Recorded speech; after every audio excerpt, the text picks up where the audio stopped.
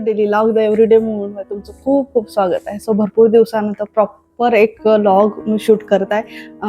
भरपूरसे हॉलक्रेज चॅनलवरचे आपले video already आपले ऑलरेडी लाईव्ह होत आहेत. प्रत्येक वीकमध्ये 2 व्हिडिओ लाईव्ह होते. सो जर बघितलं ते आपण चॅनलला जाऊन नक्की व्हिजिट करा. सो डेली लॉग करणं थोडंसं मला इम्पॉसिबल होत आहे, कारण तेवढं कंटिन्यू कॅमेरा पकडून राहणं थोडं पॉसिबल होत नाही. आता पण मी 2 पार्टमध्ये हे शूट करत आहे. आधी अर्धं शूट केलं, नंतर मग पुन्हा स्टॉप करावं लागलं, पुन्हा अर्धं शूट केलं. सो असं सगळं सुरू आहे. आणि आमचे साहेब रात्रभर झोपलेले नाही आहेत. सो आज ठरवलं की त्याला आज दिवसभर झोपू द्यायचं नाही आहे. त्याला एक स्पेसिफिक ड्युरेशनपर्यंत झोपू दिलं आणि आता त्याला सतत खेळवण्यात लागलेली आहे, जेणेकरून रात्रीची जी झोप आहे त्याची होणं खूप गरजेचं आहे. आणि आपली पण झोप नाही झाली तर समोरचं दुसऱ्या दिवशीचं पूर्ण शेड्यूल चेंज होतो. सो त्यामुळे असं आमचं सगळं सुरू आहे. एक टॉपिकवर मी काही गोष्टी कव्हर करणार आहे. मला भरपूर कमेंट्स येऊन गेले जेव्हापासून मी हा चॅनल सुरू केलेला आहे, तेव्हापासून एक कमेंट आणि काही प्रश्न असे जे कंटिन्यू एकाच टॉपिकवर मला विचारले जातात, जे आहे माझ्या हेअरच्या रिलेटेड, की तुझे हेअर एवढे जाड कसे आहेत, किंवा एवढे शाईन कसे करतात, किंवा कुठला कलर तू यूज करताय, कुठला शेड यूज करताय, कलर कुठल्या प्रकारचे यूज करायचे, काळजी कशी घ्यायची. सो हे कमेंट भरपूर मला येत राहतात. याच्या आधी एक प्रमोशनचा मी व्हिडिओ शूट केला होता जो ऑइलच्या रिलेटेड होता. ते पण भरपूर असे कमेंट्स होते, त्याचे पण आज आन्सर मी या व्हिडिओमध्ये कव्हर करणार आहे. त्यानंतर याच्या आधी रिसेंट मला काही मेसेजेस आलेले आहेत की मेहंदी कुठली यूज करायची, कुठल्या केसांसाठी कुठली मेहंदी जास्त बेस्ट असते कलर करण्यासाठी, किंवा किती दिवस त्याचा जो कालावधी आहे टिकण्याचा तो असतो. आणि याच्या आधी पण एक मी मेहंदीचा व्हिडिओ शूट केलेला आहे, जो प्रॉपर कसं अप्लाय करायचं ते त्यामध्ये शो केलेलं आहे. सो ते नसेल बघितलं तर तो पण व्हिडिओ नक्की जाऊन बघा. तिथे पण भरपूर इन्फॉर्मेशन मी तुमच्यासोबत शेअर केलं. माझी केस जाड असण्यामागचं एकच कारण आहे, ते म्हणजे माझे जी आधीची जी पिढी आहे, म्हणजे माझ्या आईच्या साईडची जी पिढी आहे किंवा वडिलांच्या साईडची पण जी पिढी आहे, यांच्यामध्ये ग्रो होण्याचं प्रमाण किंवा जे एक थिकनेस असते, थिकनेस म्हणू शकतो आपण केसांची, ती खूप जास्त आहे दोन्ही साईडची. त्यामुळे कुठे ना कुठे एक जनरेशननुसार या गोष्टी पुढच्या जनरेशनमध्ये ट्रान्सफर होतात. सो ते नॅचरली आहेत. माझे आधी खूप जास्त जाड होते, खूप, म्हणजे मी लिटरली जर ज्या दिवशी हेअर वॉश केलं त्या दिवशी मी हँडल करू शकत नव्हते. जर इन केस बॅक साईडला मी पूर्ण पोनीने बांधून घेतलं तर मला लिटरली असं वाटायचं की माझं हेड बॅक साईडला कंटिन्यू टर्न होत आहे, किंवा बॅक साईडला टिल्ट होत आहे, या पद्धतीचं मला फील व्हायचं. एवढे जाड केस होते.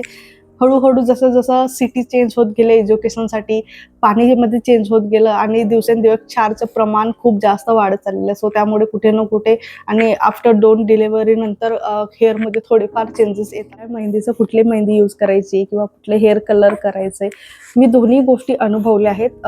हेअर कलर करणे आणि केलेल्या नाही आहेत, बट एक स्पेसिफिक मी माहिती घेऊन घेतली आहे, कारण मी खूप लहानपणापासून मेहंदी लावते आहे. ज्यांचे केस खूप ग्रे नसणार, माझे खूप ग्रे असल्यामुळे मी अशा पद्धतीचं मेहंदी लावते की ज्याने स्पेसिफिक एक त्याला कलर यायला हवं, किंवा लॉंग लास्टिंग पण ते चालायला, अशा पद्धतीचीच मेहंदी मी यूज करते. खूप ग्रे नसणार तर तुम्ही पतंजलीची हर्बल मेहंदी यूज करू शकता. हा कुठलाही प्रमोशनल व्हिडिओ नाही आहे. मी जे यूज केलेलं आहे किंवा मी जे एक्सपिरियन्स केलेलं आहे तेच तुमच्यासोबत शेअर करते.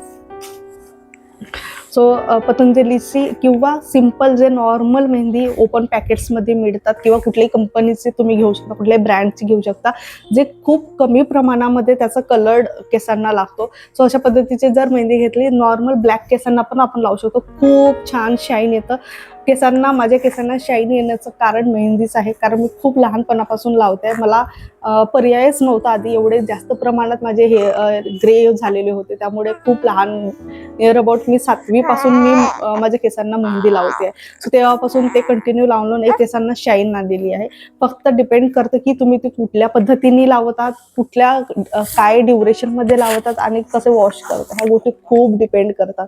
सो जर नॉर्मल कुठलीही नॉर्मल तुमचे खूप कमी प्रमाणात जर हेअर ग्रे असणार, तर तुम्ही पतंजलीची किंवा तशा रिलेटेड कुठलीही एखादी आयुर्वेदिक मेहंदी आपण यूज करू शकतो, जे खूप कमी प्रमाणामध्ये केस रेड होतात.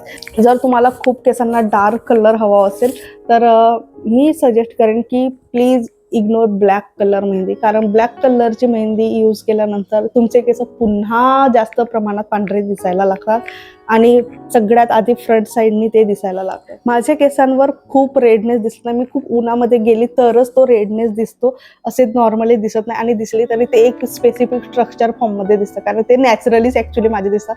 मी कुठले हेअर कलर आजपर्यंत केले नाही, मी हेअर कलरची माहिती सुद्धा घेतलेली आहे, बट जेवढे दिवस मेहंदी टिकतं तेवढेच दिवस हेअर कलर सुद्धा हेअरवर आपल्या टिकतं.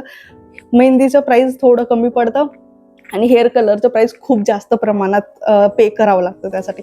सो मी आणि एक सेफ्टी पॉईंट ऑफ व्ह्यूनी पण मी मेहंदीच खूप स्टार्टिंगपासून चूज केलेली आहे. त्यामुळे ज्या मी मंथली लावत असते ते आहे महुरी हिना आणि दुसरी आहे मयुरी हिना. जर दोनपैकी मला कुठली एक जरी भेटली शॉपमध्ये तरी मी घेऊन येते.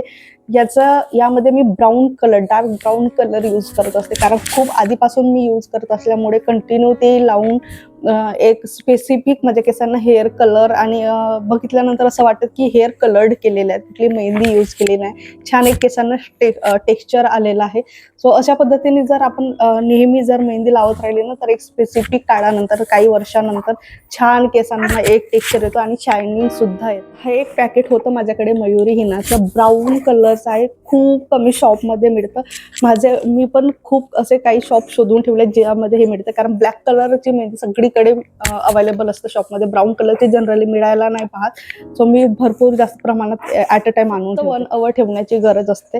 जर खूप घाई गडबडीत लावायचं असेल तर हे बेस्ट चॉईस आहे आणि छान आहे. खूप असं यामध्ये केमिकल्स नाहीत, केमिकल सगळ्याच पॅकेट्समध्ये असतात, सगळ्या गोष्टीमध्ये असतात आजकाल, बट तेवढे पण केमिकल्स नाहीत, कारण यूज करताना आणि स्मेलवरून ते लक्षात येतं आणि टेक्स्चरवरून पण लक्षात येतं की यामध्ये खूप कमी केमिकल्स आहेत.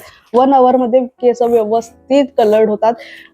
अगेन मेहंदी कशी अप्लाय करायची, ती कशी लावायची याचा व्हिडिओ मी ऑलरेडी आपल्या डेली लॉग चॅनलवर शेअर केलेला आहे, तिथं जाऊन तो नक्की बघा. मी ते पूर्ण स्टेप वाईज तिथे सांगितलं की मेहंदी कशी अप्लाय करायची.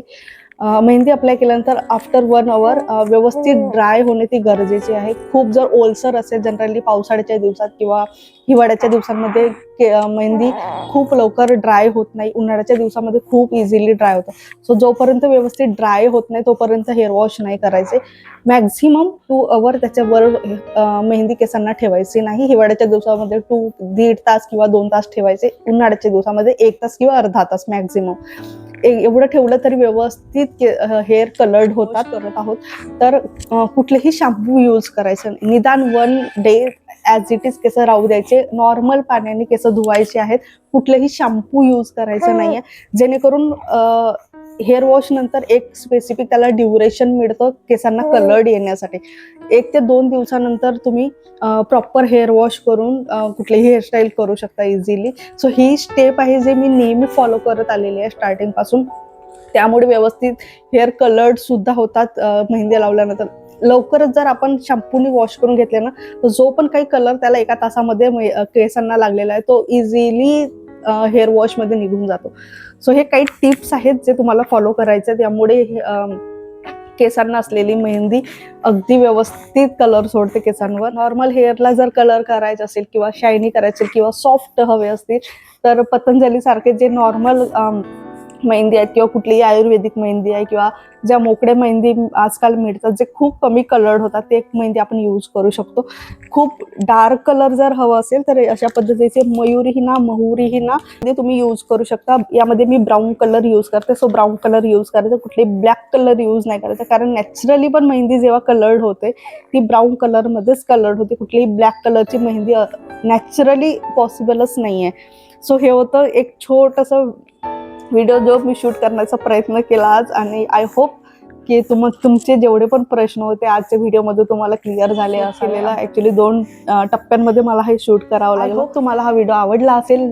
चॅनलला सबस्क्राईब केला नसेल तर नक्की सबस्क्राईब करा. मी नक्की प्रयत्न करेन की डेली लॉग डेली अपलोड नाही होणार, विकलीच अपलोड होणार, कारण डेली शूट करणे थोडंसं पॉसिबल नाही आहे मला आत्ताच्या ड्युरेशनमध्ये. सो मी विकली अपलोड करेन. भेटू आपण असेच एका नेक्स्ट व्हिडिओमध्ये. तोपर्यंत bye bye, take care, bye bye.